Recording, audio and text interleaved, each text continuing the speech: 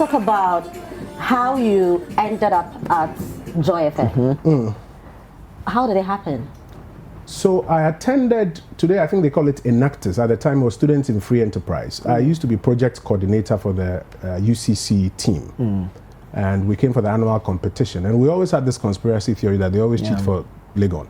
Okay. So somehow, as project coordinator, I scripted our presentation. So I was very familiar with the presentation and the statistics and who comes in when to say what.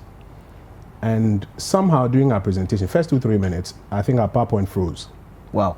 And the moderator said, University of Cape Coast, the clock is still counting on you. So we were confused temporarily. And by some dint of inspiration, I stepped forward and I told my colleagues that, just keep calm, we're going to find a way around this. I'm going to start your part of the presentation and ask you questions.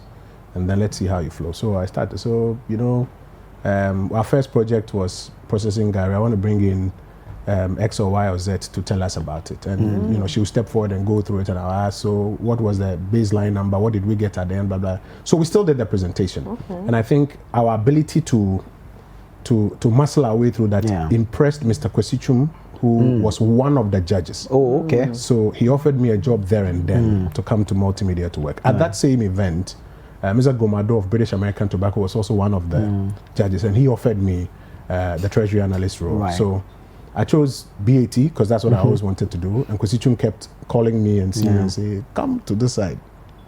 And so when an opportunity opened up for me to do what you call the news night on the 6 p.m. belt. And then the business news on Komla Dumo's show, on the morning show in the morning.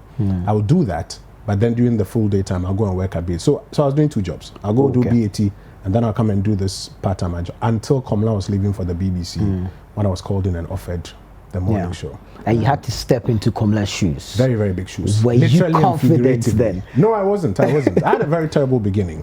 I think maybe the work in the latter years overshadowed what happened. beginning. But I had a very terrible beginning because I wasn't experienced in radio. I hadn't gone to journalism school. Some of the seniors who were journalists thought this guy is not qualified to do the job. And this is such a big stage. Everybody's listening to you and judging you in real time. But between Matilda, Santia Siedu, Bernard Frimpong, Samuel Kwadadi Yunchi, Kofi Owusu, Ken Ashigbe, they really supported me and gave me guidance. And in the years that followed, I gave it my best shot. Right. Now, around that time, you could actually have started a cult following, you know. You had what, millions listening to you every morning. How did that make you feel?